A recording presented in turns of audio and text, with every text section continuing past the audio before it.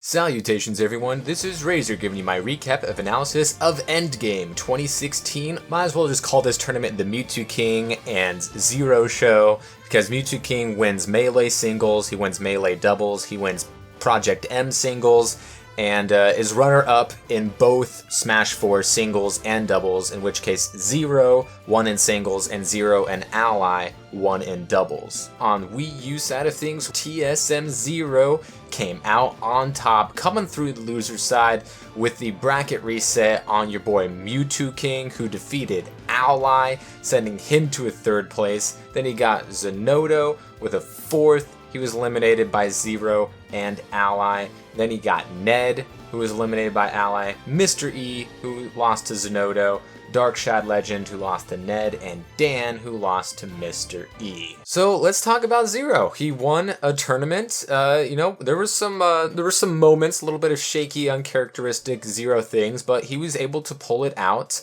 and get that run back against M2K in Grand Finals, reset the bracket, and won pretty handily. So against Ally, ZeRo was playing a very good footsies game. Diddy gets a ton off of throws, so he just needed a couple of openings a game to rack up damage before going for the kill. He would land, or Ally would land, and just allow Ally to engage, just walking back and forth, making Ally approach, and he'd react accordingly. Off the up throw, he waited out the air dodge every time from Ally to secure that kill. I don't know if Ally was truly conditioned earlier in stocks to do so. I doubt it.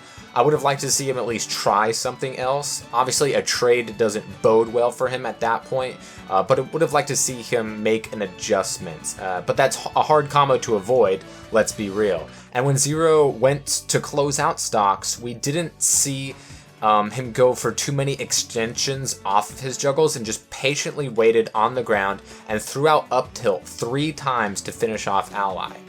ZeRo in his matches versus Ally and his 2 against M2K, we saw very patient play. He was utilizing down tilts, which has always been an insanely great move. Down tilt into up smash, of course, one of the best combos in the game. Down tilting opponents off stage into fairs to secure kills.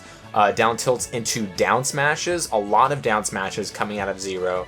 Comes out at a really good angle, covers rolls, covers recoveries from off stage, especially on Cloud, who has that exploitable recovery that doesn't snap to the ledge. On winner's side, we saw M2K get a couple of things going, but very much played in ZeRo's favor early on in that set. M2K did a good job threading the needle on some of ZeRo's edge guards and spaced his down airs to safe positions, not directly on shields to where he could react to ZeRo's option and roll or call out a grab, and he capitalized a few times on that.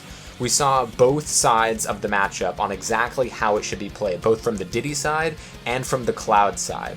ZeRo gave constant pressure near the ledge for M2K and wouldn't let him snap to the ledge for a quick 2-stock in Game 3.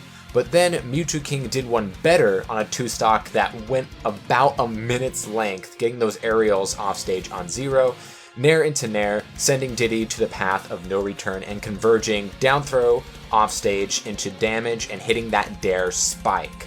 M2K then wins Game 5, capitalizing on some key mistakes from ZeRo and only going for what was absolutely necessary to punish.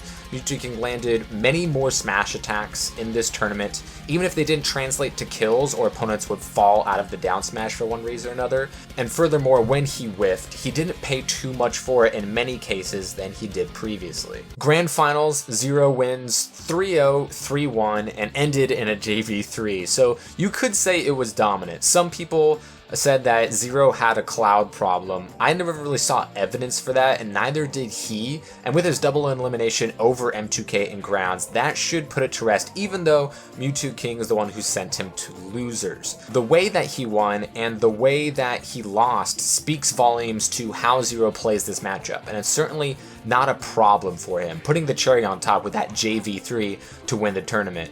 Diddy definitely wins that matchup for a variety of reasons. He has so many tools to attack Cloud at the ledge. His out of shield options are so much better with Limit, the fall speed converts that hoo-ha for him to kill even.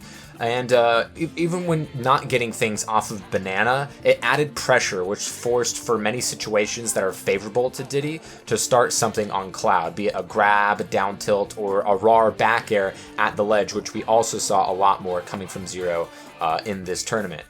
M2K needed more situations to convert against ZeRo, and there simply wasn't enough there as a possibility, and ZeRo just didn't really drop much of anything for M2K to work with in winners or grand finals. But with that win for M2K on winner's side, that makes M2K's second set off of ZeRo. Some people say that ZeRo lost the winner's final set more than M2K won, but we take those, and ZeRo did show the matchup in grands with that double elimination.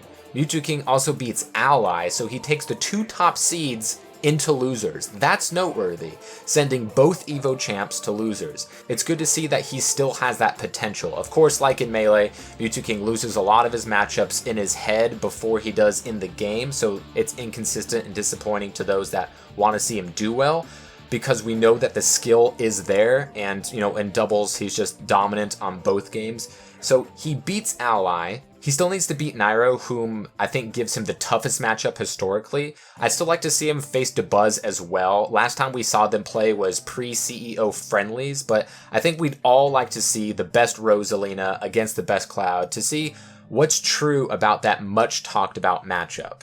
He also did very, very well against Ally, but Ally, he didn't drop, early on in the tournament. He still seemed on point. M2K just did a lot better job spacing and landing against Ally than the last time they met up, but still a strong showing. We also got to see Zenodo out there doing the things he does for his best result since CEO, where he lost to Anti in grands, so that was great to see. So M2K gets the second set off of ZeRo. ZeRo gets the run back and double eliminates them in grands without too much trouble. So overall, it's great to see the seesaw matchup back and forth with Smash 4, be it either, character matchups or player to player.